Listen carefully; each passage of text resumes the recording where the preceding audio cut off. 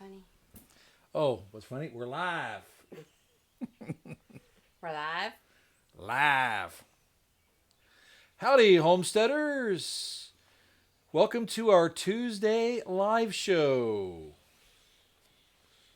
All right. Let's see if I can get something going here. Let's see here. It says that's not what we wanted.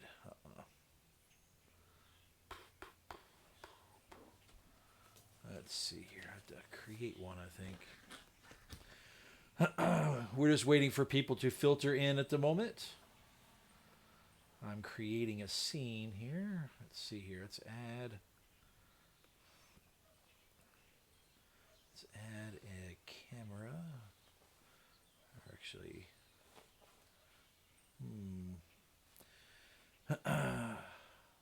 seems like every week this Tuesday show just kind of sneaks up on us, and we're never quite ready like we think we ought to be.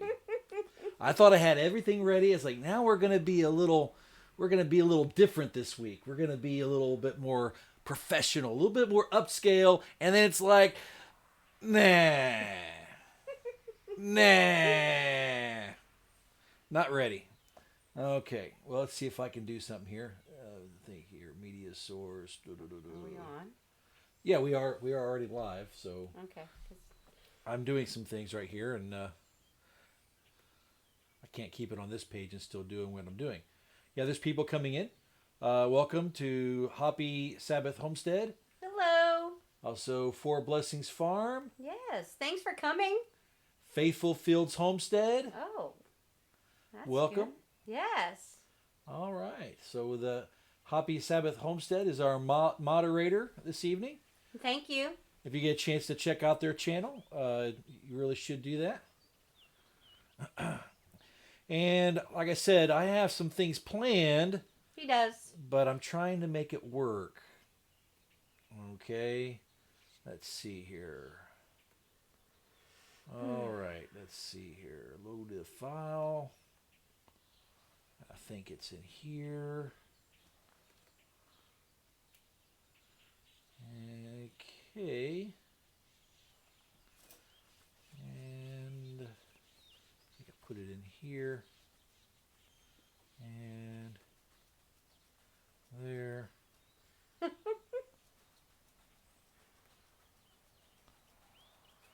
Okay. I don't know if that's going to work. Let's find out. This is kind of like a test. Let's see what happens when I do this.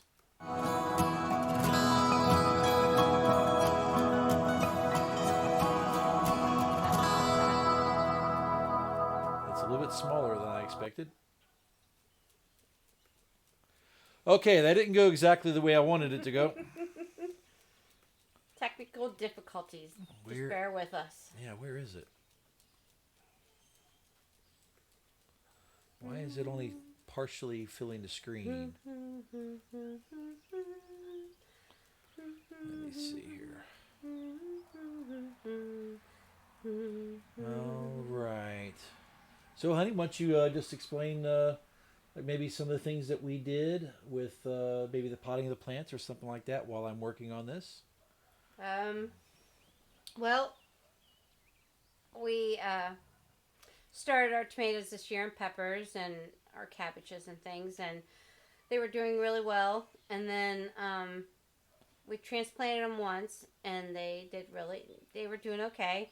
Then they got to a point where they weren't growing like they should, so we knew they needed transplanted again or put in the garden or something like that. So we don't have a garden yet, and we want to do raised beds. So we wanted to transplant them one more time into pots. We just put up a video on it, and so we had 2 tomato plants in one cup. So I divided them, and each plant got their own pot, and they're doing well. There a few of them. The mortgage lifters were having a real bad case of transplant shock, but the gold medals, they are doing really well. They're starting to actually get larger leaves now, whereas where they were kind of spindly and their leaves weren't quite as big, now they're getting bigger. So So I'm happy to see that. I think they're going to be fine. They have enough room to wait until when we get the raised beds done. So I used to buy plants from the nursery, and I used to get my tomatoes and peppers in May, and I lived in Ohio. I never put them in the ground until the middle of May, about the 10th or the 15th, somewhere around there in the middle, and they always did well. So I think they're going to be fine. And down here in Kentucky, we have a longer season than what I'm used to up in Ohio, so I think it's all going to work out well. And like I said, they're already starting to respond to the transplanting. The gold medals, the orangish tomato plants, they're doing really well. They're very hardy, very hardy. They're getting big leaves now and everything. They're jumping back really well. They've only been potted less than a week, probably about 4 or 5 days. Okay. Well, I'm going to try this again and see what this looks like. I think it looks a little bit better. You can still see us right here. I can't. Oh, I see us. We're down there in the corner. All right. So that went a little bit better, right? Trying to, make things look a little bit more interesting during the live show. And once I get this figured out, then maybe my future live shows will look like they're pre-recorded. That's no fun. Well, it is kind of fun because when you know it's live and you got all these other things going on, I think it might make it more interesting. Okay. Because you have a little bit of both. People watching videos like, wow, this looks like he kind of edited this or something, right? But it'd be like editing on the fly. On the fly. I wonder if there's any questions. Oh, let's take a look. Oh. Okay. Oh, in Texas. Rain has pushed us back, plus stray dogs destroyed their first attempt. Oh, Four Blessings farm. Yeah. That's sad. Okay, what are they saying, honey? You never really read it. I'm sorry, but it was already done. Four Blessing Farm says, we are working on raised beds now here in Texas. Rain has pushed us back, plus a stray dog destroyed our first attempt. Yes, that's something I'm actually kind of concerned about here, is we have a lot of neighborhood dogs here in the neighborhood. And people around here, I think in this part of Kentucky, I don't know if it's everywhere or not. Yeah. But they let their dogs go everywhere. We live in town, and they let them just... Yeah, they just go everywhere. Everywhere. And it's only during the day. It's like sometime right about when it gets dark, like maybe here, right about now or maybe an hour from now, they put their dogs away. But all day long, they're walking around the neighborhood. So my thought is I'm thinking about putting an electric fence, one of those poultry fences or something like that, around our growing beds to try to protect them from the neighborhood critters, neighborhood dogs. Two Wild Onions Homestead came in. Are you still here? Hello. I was watching your videos today. I have a tendency to pick someone's channel that I enjoy watching, and then I go all the way back to the beginning. So that's what I'm doing with your channel. I'm enjoying it a lot, though. I'm really enjoying you showing how you're renovating your shed, the home conversion, and fixing your kitchen up and everything like that. I'm really enjoying it. Something else I want to talk about real quick today is, I think they're over there. Where do those brochures go? Oh, right here, dear. Ah, here we go. All right. Something I don't think I mentioned last Tuesday, because it was pretty much like a spur-of-the-moment thing. And sometimes I like to do that. I like to do things a little spur of the moment. And what I did was I realized that Mother's Day, which was Sunday, the Ark Encounter and also the Creation Museum have this deal that on Mother's Day, and they also do it on Father's Day, and they also have some other things that they do. But on Mother's Day and Father's Day, if you are a mother or a father, then you get in for half price. So that's what we did. We went to the Ark Encounter.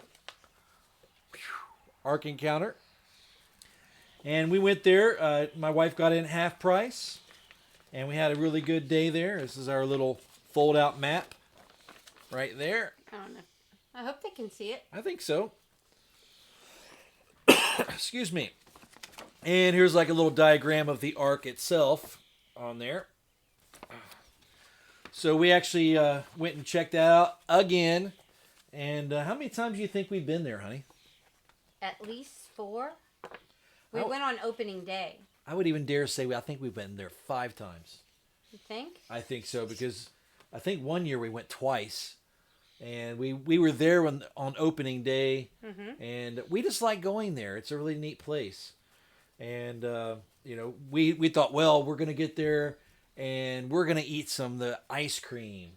They have Cold Stone ice cream creamery. Yeah, they have this yeah, go ahead. they have this like stone that is super frozen. Well, I think with what is that? What's that called? Dry ice? No. It's what you make dry ice out of. Not nitro, but what's that stuff called?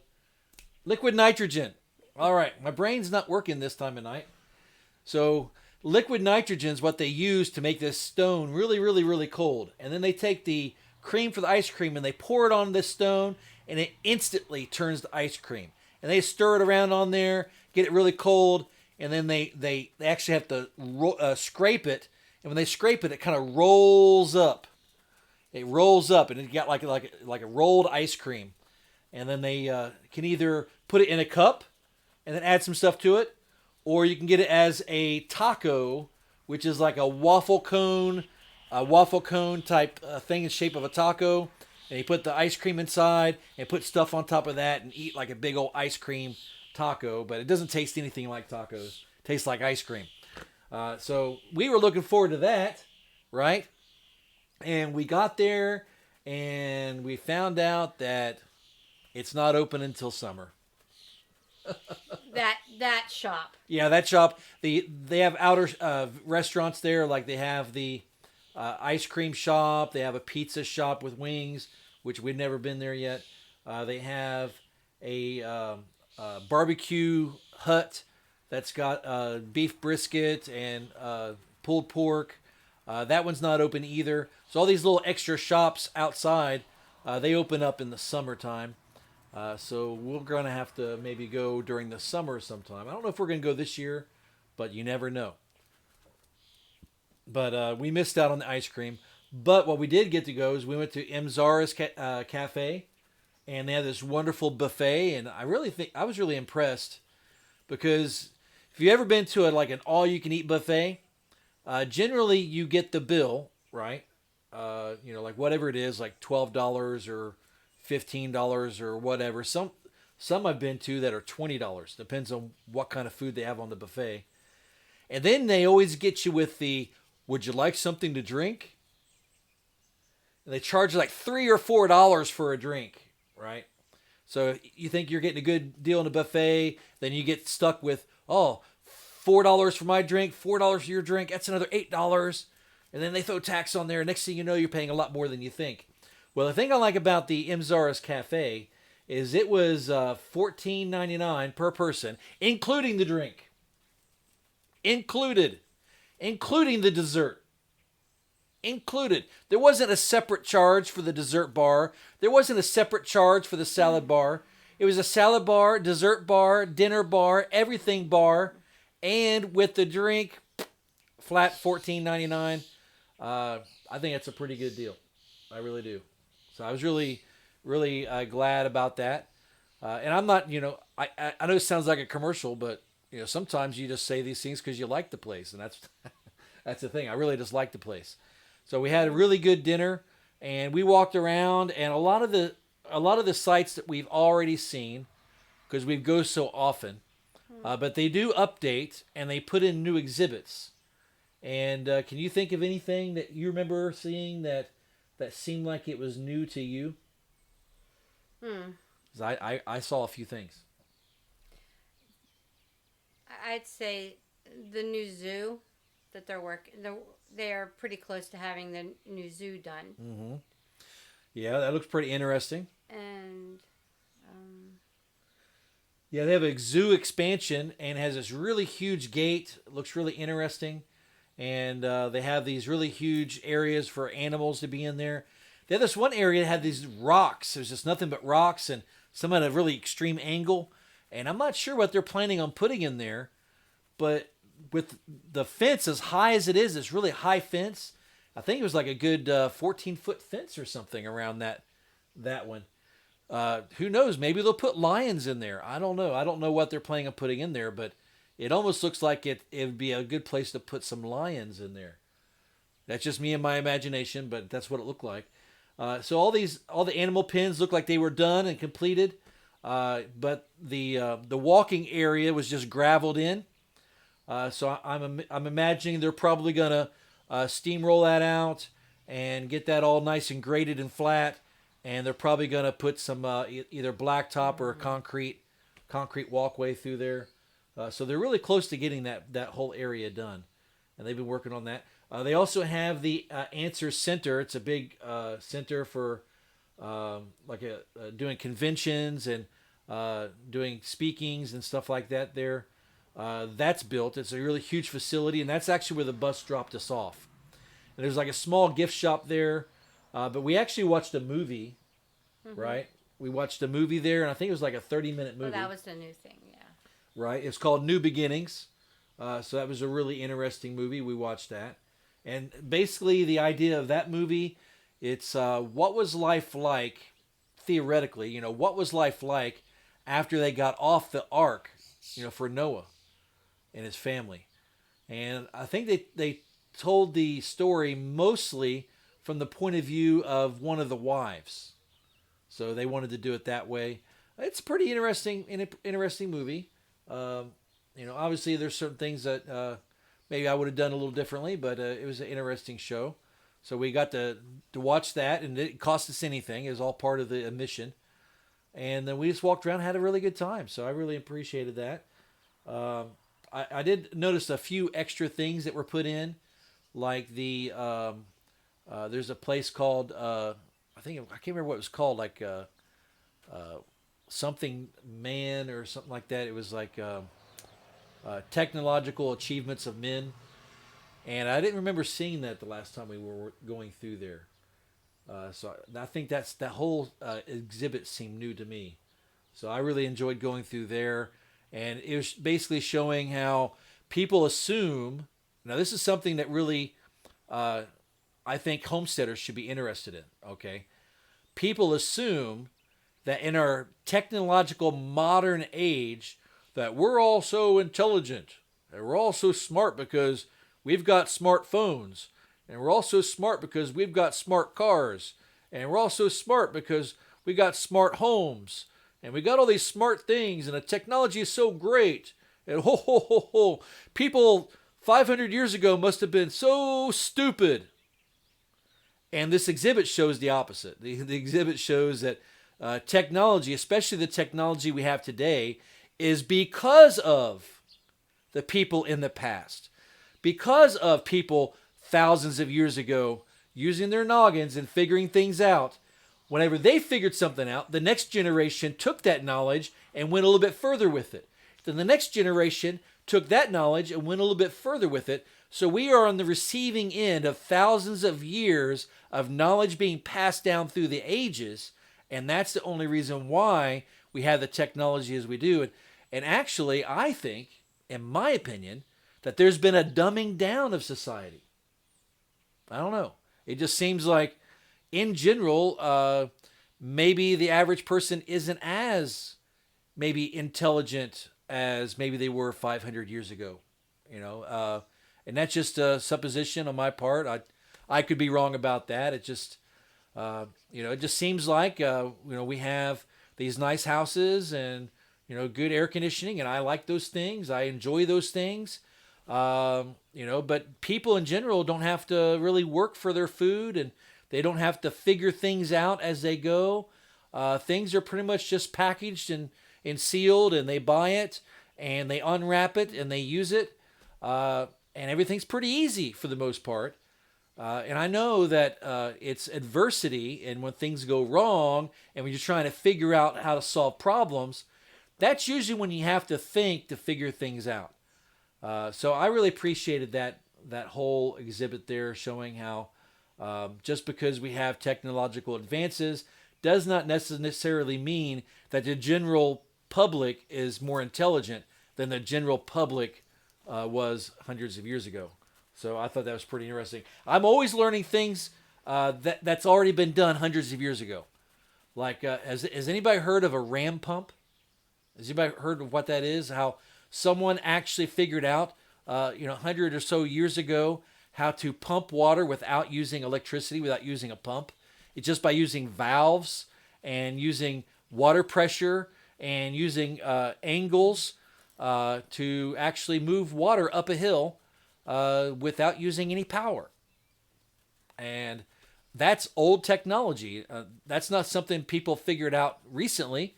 People are talking about it now, but it's technology that's been around for a while, right? So just things like that. I'm learning all kinds of things like that from the past that, I don't think people today would be able to figure it out. It's just my opinion. Just my opinion. Okay. So, Rocky Homestead. Hello, love ice cream made there. All right. Sounds like you've been there, right? All right, sounds good. Malachi, our friend Malachi is here. Welcome. All right. Slow internet. Yes, we know what that's like. We've had slow internet in the past. Right now we have pretty fast internet, though. Not too bad. For the moment. Yeah, for the moment. We'll see what happens in the future. And so, we had a really good time at the Ark Encounter. As we were leaving, I was kind of like talking with my wife, and something I would really like to do is next time we go to the Ark Encounter, I would really like to get on that zip line. They've actually got a zip line there, very impressive looking. I would love to get on the zip line and go flying around that area. I think that'd be pretty fun.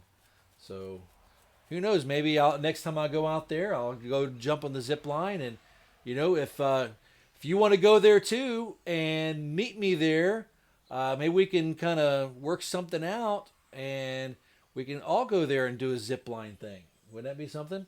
If anybody wants to go zip lining with us, but I'm not doing anything like that anytime soon. I probably can't go back to the Ark for at least another, 4 or 5 months. I'm thinking, but we're still trying to figure out. Busy summer. Yeah, we're still trying to figure out how our finances are going to go. We're still trying to figure things out with that. It's hard to plan when you're so used to not doing anything. Right? You're so used to thinking, "Oh, we can't afford that. Oh, we can't afford that. Oh, we can't afford that."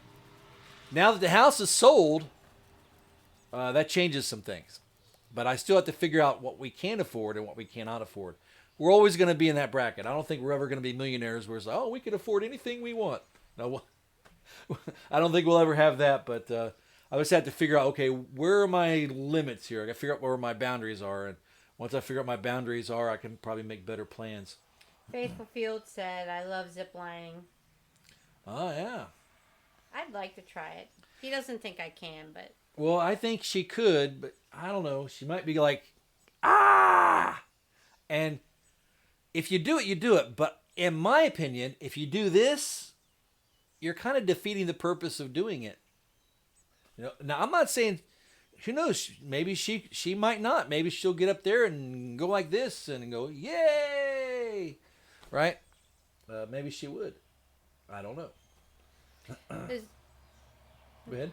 No, I was going to see if anybody had any questions for us because, yeah. Oh, yeah. So we really, really enjoy going to places like this because we learn a lot there. What are some of the things you could learn at the Ark? That might be a good thing to say. Here's a good thing. People who believe in evolution, millions of years of slow processes, they often will look to things like ice and say, look, if you can take an ice core, right, and they say that every little layer represents a different year. And they got an ice core with thousands of layers of ice, and the thousands of layers of ice shows millions of years, they'll say, right? Well, for one, they start off with a supposition that's wrong. Every single one of those layers do not represent a year. Actually, the only thing that they represent is a snowfall. Every time the snow would fall in the area and they would slightly melt and then refreeze, that creates a layer. And then whenever it snows again, slightly melts and refreeze, it makes another layer. And to prove this point, they looked to a squadron that was lost, like a World War II or World War I squadron that was lost up in Iceland. And it was lost and buried in snow. And they had 250 layers of ice on top of them. 250 layers. Now, it hasn't been 250 years. I think they said it's only been 50 years. It got put there 50 years ago, but it has 250 layers of ice on top of it. So that's proof that if it was a layer per year, and that was really 250 years, why isn't it not adding up to reality? And so the answer to that is, it wasn't 250 years. It was only 50 years. And each one of those layers do not equal a year. Like you look at a tree and see the little lines in the tree and say, well, that's a year, that's a year, that's a year. And that's how old this tree is, right? Just because it might work for some trees doesn't mean it works for everything, right? Oh, wow, it works for trees. It must work for rock strata. And if it works for trees and rock strata, it must work for ice layers. And, it's just a lot of messy logic going on there. So really, you could have 5, 6, 10 different snowfalls per year. So you can have 5, 6 different layers per year, depending on where it is and what kind of weather they have each year. So that's just something to think about. So that's one thing you can learn at the Ark Encounter. And the thing I think a lot of people might appreciate is that they don't just promote creationism, right? If you go to like most museums, they only promote millions of years in evolution. That's all they promote. They don't promote anything else. That's all that they show you is their idea of millions of years in evolution. That's all they show you, right? But at the Ark Encounter, you not only get to see the creation side of the coin, but they also show you what the people who believe in millions of years and what people who believe in evolution, what are the things that they believe. So they show you both beliefs side by side, and then you become the judge.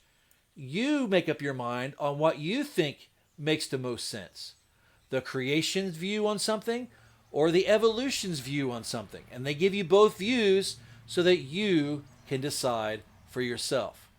Now, wouldn't it be great if all museums everywhere were to do that? That they would show the millions of years evolution side and say, well, if you believe in creation, this is what creationists believe, and put them side by side. It'd be nice if they did that, but they don't. And I think it's because they're too afraid. They're too afraid that maybe people would start liking creation more than evolution. I think they're afraid. So that just shows a weak position, if you ask me. But that's one of the things I learned. Country Homestead Preacher came in. Hello. Oh, yeah. Country Good Homestead. evening. Yeah, good evening. All right. So I really enjoyed it. We had a really great time. A lot of walking, huh, honey? Yeah. So It a was lot good of walking. for me, though. Yeah, good for us to get exercise. Both of us were a little sore after. Exhausted. Yeah, exhausted after walking around there, but it was a really good time. Living in a trailer, I did notice one thing. When we moved to the other house, which is a large house, had 5 bedrooms, and it had a washroom in the basement and a big kitchen, and the bedroom was in the back of the house. So when I went to do laundry, you had to go all the way downstairs. You came upstairs to make dinner or make breakfast or whatever. Go all the way back to the bedroom to make the bed. I was always running around that place, and I think on the first week or few weeks that I moved there, I lost 5 pounds just by moving around. And then while we were living here in this trailer, you don't move as much. I mean, I don't have to go very far to do laundry. I don't have to go very far to make the bedroom up. I don't have to go very far to get the dishes done. Everything is right in here. So through the winter time here this winter, I really, really, really lost a lot of muscle tone and a lot of and just put on weight from just sitting around, not much to do. And so just working around in the yard, just going doing odd things around here was just making me super tired and making me very sore. And then when we went and did the Ark thing, it was but it feels good now that we've been every day now we've been working and doing more things in the yard and doing more things outside and going to the Ark, and so I could feel myself getting back to the way I was. But yeah, living in a trailer, there's not as much room to do things, and you still get everything done, but you don't exercise as much, and so I do miss that about the bigger house. That's about all I miss. Well, with the gardening coming, there's going to be a lot more exercise involved in that. Good. Now, another thing I really appreciated about the Ark Encounter is if you go there, you'll probably see the same things I see. What I see when I go there is I see a lot of homesteading technology in there. The way they have their animal cages that have automatic feeders on the animal cages. Like, well, that's just brand new. That only showed up on YouTube the past 5 years, right? No, actually it's been around for hundreds of years, thousands of years. And they're not just throwing this stuff together and say, oh yeah, this is what we think. No, they actually have done a lot of historical research and found out that the technologies that they're putting in this Ark, that they say, well, they could have had cages with automatic feeders and automatic waterers. It was actually research they've done that has already been used thousands of years ago in the past. That they've had archaeological evidence that some of this stuff had already been used, thousands of years ago. So it's not new technology. It's very old technology, but very useful. Very useful. They even had raised beds in there, and had raised beds for growing food and stuff. And, who knows what the Ark was really like? The Bible doesn't really say. No, it doesn't say. But I really like their attempt to show what it might have been, right? What it could have been, And I thought it was, there's so much knowledge that you can actually soak up while you're there. Even if, if you don't think that's the way it really was or not, if you just look at the things that's being presented, you might learn some things you can actually use on your homestead. So, wow, I could probably, that's pretty nice little design. Maybe I can use that on my homestead. So there's some really interesting stuff there. So I guess that's one thing that we did. We did that on Mother's Day and had a really blessed time. Mm-hmm. So that was a really good day. And so now I just wanted to show something else real quick, if I could. Is that I know I mentioned last week that we're going to go to the Sight and Sound on July 6th, for the production of Jesus. And I thought it'd be really cool if I can give you like a small taste of what that might be like. So let me go ahead and see if I can get that together here to give like a small taste of what we're going to be seeing July 6th, in case maybe you want to go sometimes. I mean, but if you want to get seats, you better hurry up because it was really hard for me to find the seats that we got. So they sell out sometimes. Sometimes a whole season could sell out in advance. We're seeing Jesus, and this is their encore year, and so it won't be playing after this year for a while. This is the second time around, and we still had a hard time finding seats. So I'm going to go ahead and show this real quick. There's a place where stories from the Bible come to life on stage. This man has lived in darkness, but today he will see the light. Who exactly is he? I heard he's merely the son of a carpenter. This year, Sight and Sound Theaters invites you to experience the greatest rescue story of all time. He's a miracle worker, A healer, a prophet. This Jesus is a rebel. We must stop this radical. The Pharisees in Jerusalem call him an outlaw. This would be a very bad time to choose his side. Everything Jesus does points to love. Seen by nearly 1 million people in its debut year, the original stage production is returning for one last encore season. I am changed, and that is who Jesus says I am. One man did all this. He is alive in us, and he can live in you too. Jesus, live on stage at Sight and Sound Theaters. Yeah.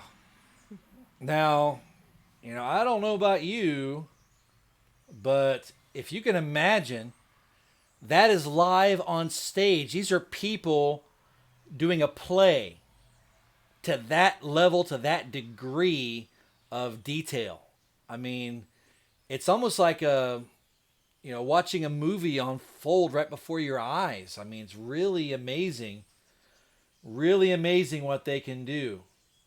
And every time they put out a production, whether it was Jonah or Joseph or Noah, every time they come up with a new production, they do things that they've never done before. They up their game, and they do things that's never been done anywhere before. Yeah, they have LED. Yeah. They have an LED curtain that projects all those images of the ocean and a whole bunch of different things that really brings things to life. And they had to put it together piece by piece, block by block. And they had to put it together by hand. And it's a beautiful big screen. And this year what they're doing a little bit differently is they wanted to do a depth, like a 3-dimensional depth thing. That they have, like a foreground, a middle ground, and a background. Kind of like those little viewfinders that, I don't know if you remember that from being a child. You look in the viewfinder and you see those 3-dimensional images. I loved the viewfinder when I was a kid. And they look like they have depth because they have different layers behind each other.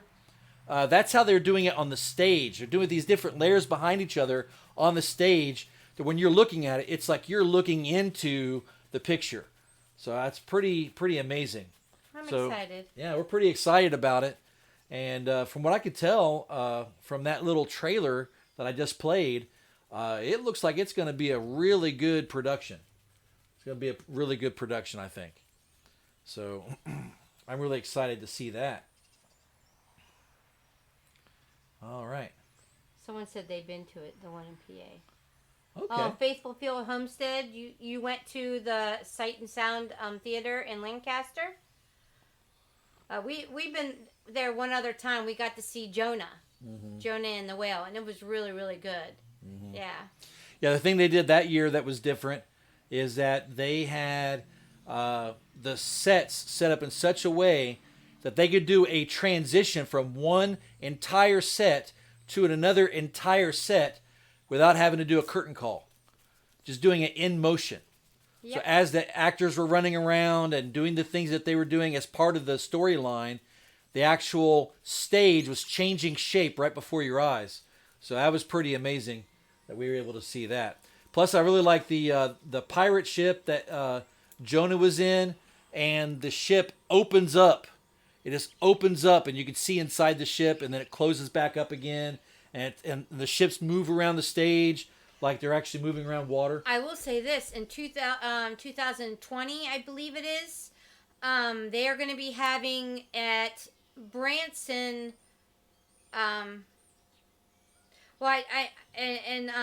next year they're going to be having Noah. Noah in Branson. Noah and Branson. That's a really, really good one, and they haven't done it for a while now, and so they're bringing it back, and it's a really, really good one. They really praise God a lot in and give him all the glory in it. But also in Lancaster, they are going to be doing the story of the one woman who saved Israel. Oh, she has her own book. Ruth? No. No. Esther. Esther. They're doing the story of Esther. Right. And they are really going all out for it, and is really looks really impressive. So if you don't get to go to Sight and Sound this year, next year they're going to be, it's going to be opening year for Esther, and it's supposed to be really, really good.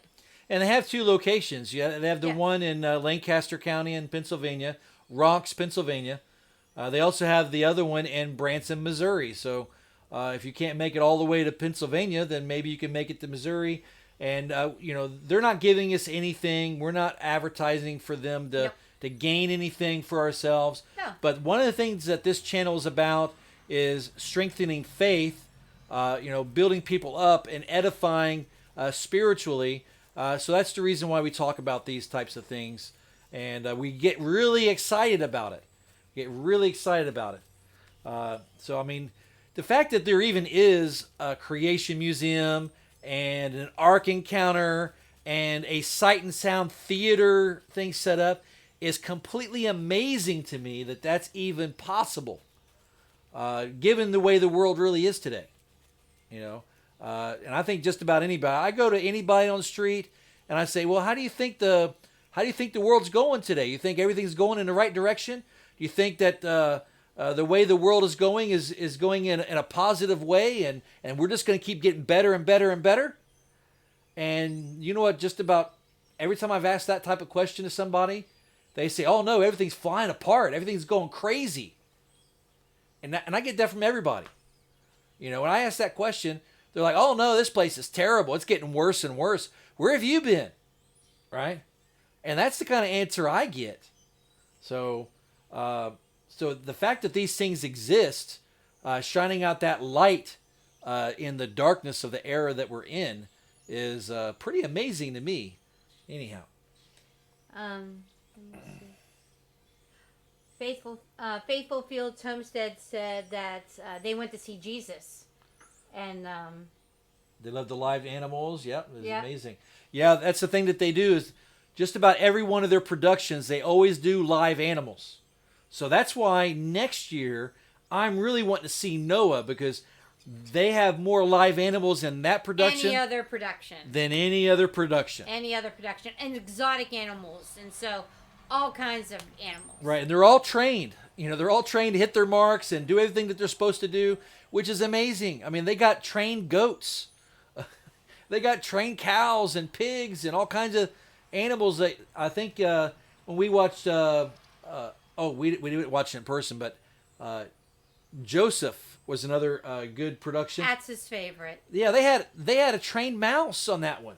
Rat.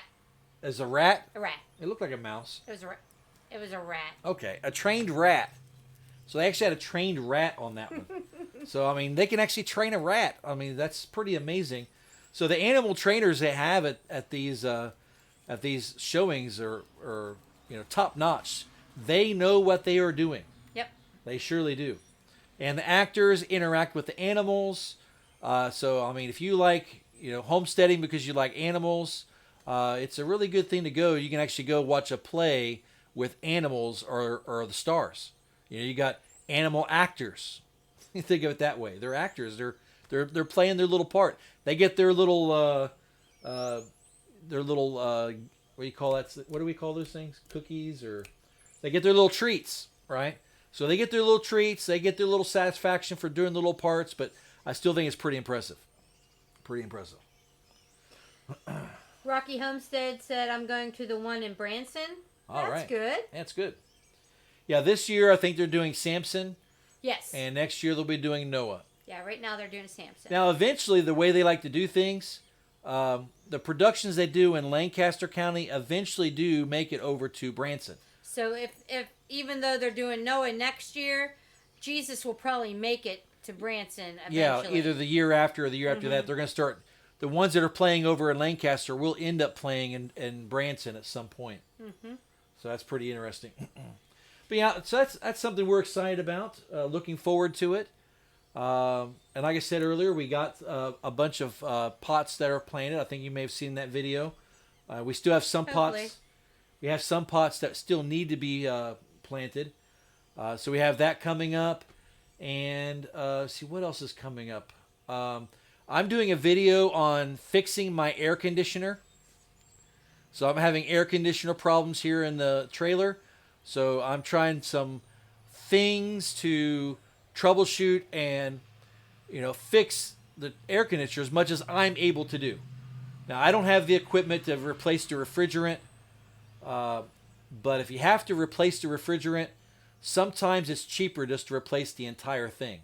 So I'm hoping I don't have to do that. Yeah, we're hoping. Yeah, so far I did replace something, but I'm not going to ruin how the video is going to go because, I'm going to show all my failures with all of my successes. So in that, you're going to see things that I try that don't work, and hopefully, because I haven't got it fixed yet, hopefully you'll see what did work. Well, the great thing is when the air conditioner broke, it was really, really hot for like several days in a row, probably a week long of 80s and 90s. And when it broke, that next day, this cool spell came in. And every night, it's been cool all through the night. It's been bearable and sleepable weather. And so I feel like it's the Lord blessing us with. That's how I... Okay. Yeah, so so we have that I'm working on. That's a video project that I'm currently working on. And let me see, there was something else that we were doing. Oh yeah, the actual Mother's Day video. I'm going to work on that. I'm going to try to get that out this week. Of us going to the Ark Encounter. Yeah, we did a video on. Yeah, we showed some highlights in there in that video to show you a little bit of what it's like. So look for that coming this week. And then, let me see, after that. Oh, yeah, we're going to be planning on putting in raised beds. We're going to be doing that fairly soon. So that's coming up probably within the next week or two. Where I'm going to build raised beds from pallets. And then after I build the beds from pallets, I'm going to fill it up with, using different things. Using my own mix of dirt to try to save money. And, the reason why I'm showing these things, is because there's probably plenty of videos you could watch. There you can have a raised bed where you get to fill it full of top grade worm casting soil. That's the best soil you could ever use in the world. That probably costs $30 a bag or something like that. And fill the whole raised bed up with that. Right? And I'm sure you've seen videos where like, wow, that's like the best dirt I've ever seen. How much is that? How much is that going to cost? Are we talking about like $500 a raised bed? How much do I got to pay for this dirt? So I'm going the cheap. But I'm not going to sacrifice quality either. So I'm trying to see what can I get for as cheap as possible, but have also the best quality I can get for as cheap as possible, if that makes sense. Not just cheap dirt for cheap dirt, because if your dirt doesn't have the right nutrient level, you're not going to have a very good crop, if anything. So you have to mix it with something that makes sense. So that's what I'm doing is I'm going to show basically how I'm going to fill this bed in a way that's cost effective, but at the same time, something that's going to get you good results in your gardening. And that's what we're hoping for. Starry Night Stronghold, thank you. Welcome. I'm glad you were able to make it. Yeah, you can get potting soil in 2 cubic yard bags for $9 each. Well, now that's something I'm going to look into. Thank you very much for that info. And she wants to know. Who wants to know? Starry Night Stronghold. They want to know any more HNN coming soon. Ah, yes. That's a project I'm kind of working on. Also, the Homesteading News Network. That's my favorite video, by the way. That's my favorite video. But if you watch that video, you could probably see that that's not easy to do the edits. So I'm trying to find an easier way to edit it. And if I can figure out an easier way to edit it, you'll probably see more of those coming. It's just, that's a mini movie production that takes many hours of editing. And I just don't always have that kind of time. That's the only reason why I haven't done it. I I enjoy being creative like that and doing things like that. And I have an idea that kind of goes along with the Homesteaders News Network idea. Yes. But I have to work it out. I have to work it out first. And once I get it worked out, I'll start doing it and see how that goes. I'm excited about it, actually. Mm-hmm. Thank you, Hoppy Sabbath Homestead. Thank you for moderating for us. Sorry to see you go, but you have a good night. Yeah, have a good night. Yep. And Country Homestead Preacher says, our compost consists of leaves, rabbit manure, that's really good, leaves and grass clippings, and eggshells, and our vegetables are growing great. We haven't bought any dirt. It is possible. Oh, thank you for the encouragement. Yeah. Thank you. And we do have some compost that we've got out there. That's going to give us a little bit of a jump start. Really rich compost that's got some eggshells in it. And we do have that out there, so we will be using that. And we also have some peat moss already that we need to use up. So we have peat moss. And I'm going to look into that Costco thing with the 2 cubic foot of potting soil for $9. I'm really going to look into that because that's really got my interest peaked. Yeah, and we have a lot of rabbit manure too that we can use also. Yeah. Right, and but what we have is all we have because we don't have any rabbits. No more rabbits. So once we use that up, that's all we got. So, but we're going to use. We got a little bit of this, a little bit of that, a little bit of this, and I still want to try to use that cheap topsoil I've been using. It's only $2 a bag. And $2 a bag, that's pretty good. And the thing I do like about it is it does have sand in it. And when you're making good soil to grow in, it's good to have some sand mixed in there. So I'll probably still use that to some degree, but that $9 bale looks pretty good. I might have to go check that out. Yes, thank you so much for the information. This is how we can help each other. That's right. Sharing information like this. It's really a blessing. Thank you. Mm-hmm. All right. So, if we had our choice, which do you think we go? Sam's Club or Costco? Now, the Costco, they had the good brats, didn't they? They had the Kirkland food stuff. Yeah. So, we'll have to think about that. We can't do both.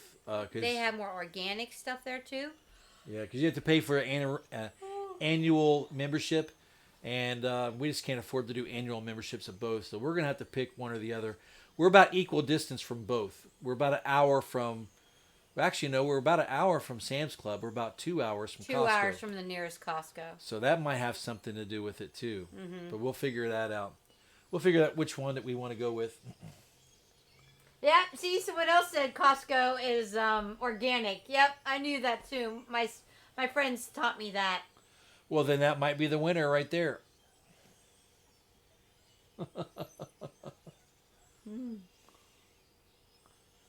All right. So that's pretty much what we have this evening. If you have any questions, go ahead and put that down there. Yeah, please. I'd love to chit-chat. It helps if you put the questions in capital letters so that we can easily read it. How was all of your Mother's Day? Ours was fun. Yeah, it was nice. And I was blessed with a really special message so that... Yeah, some friends sent a little video message, and it was really touching. So that really helped out. It blessed me. And they might be watching right now. Yes, if you guys are watching, thank you. You blessed my heart. Amen.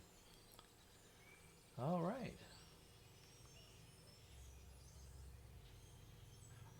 Starry Night Stronghold. I have to live by a Costco. Those are the rules. Yeah, we used to have a membership at both. I mean, there was a time we had a Costco membership, and then there was another time where we had a Sam's Club membership. So we've had a membership at each one separately. Well, the nearest Costco is Nashville, I think. No? Lexington. Oh, that's right. Lexington. I thought it was Nashville, but no, it's Lexington. The Whole Food, one of the near... Whole Foods is down there. The Whole Food was down there. That's where I got confused. But yeah, Costco is in Lexington. We can't afford Whole Foods. We just can't afford it. That's why we're going to grow our own, dear. Yeah. That's why we're going to grow our own.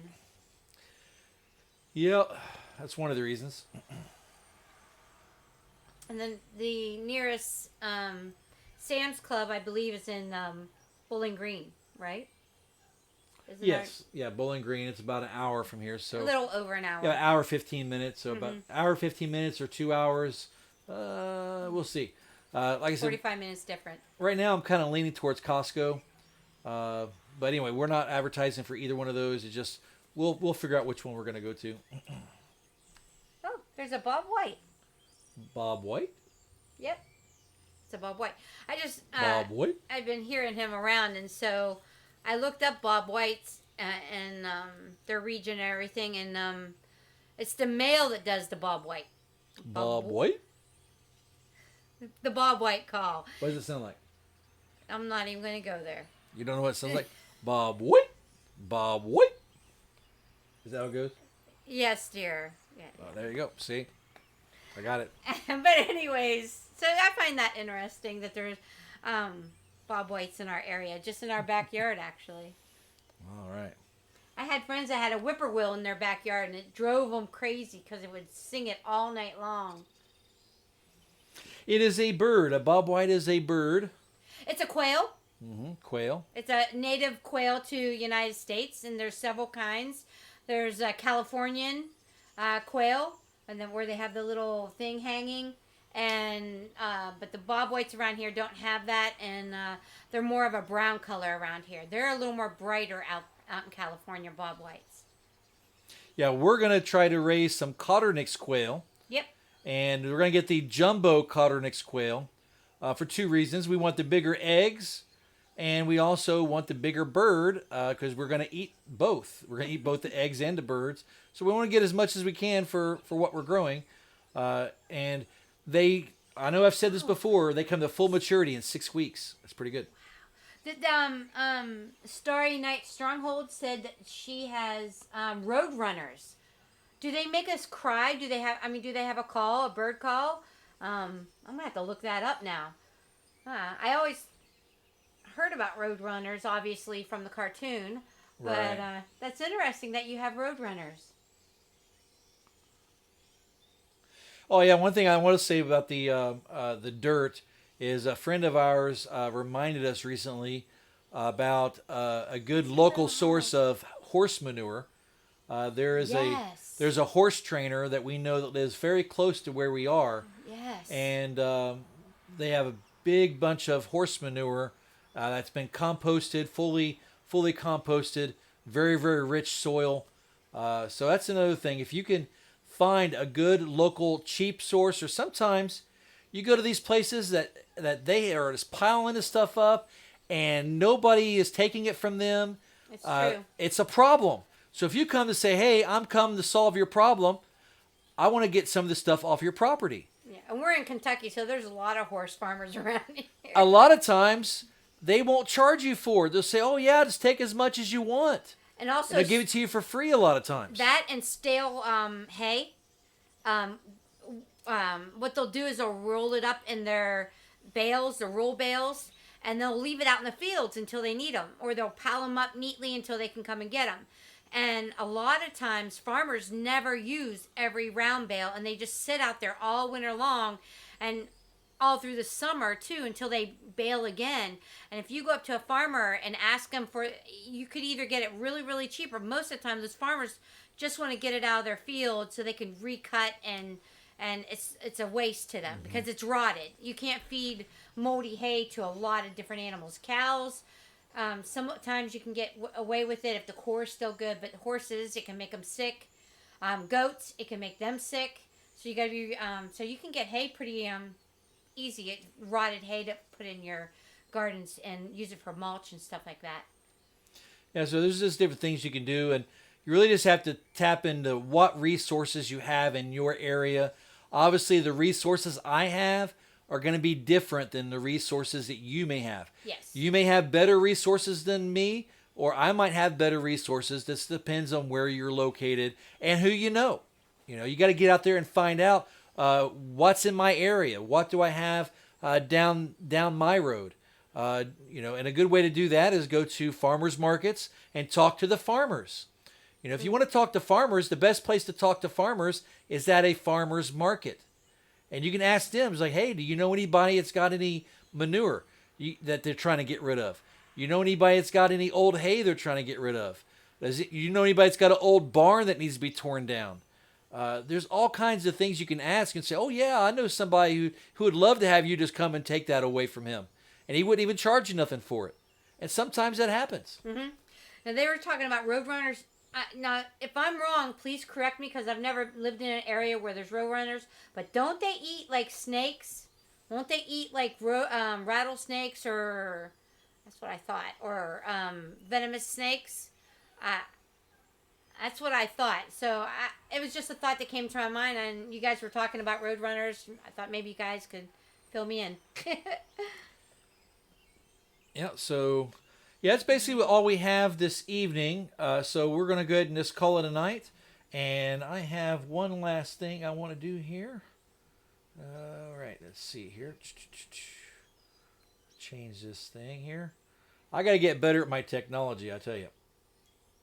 Let's see here. Oh, honey. Let's see, where is it? Oh, there it is. So what I have now, let me change this here. Where's that at? Let me get rid of that. Boom. I guess that's what I'll do. And all right, so thank you so much for coming out, and have a wonderful evening. Yes, thank you.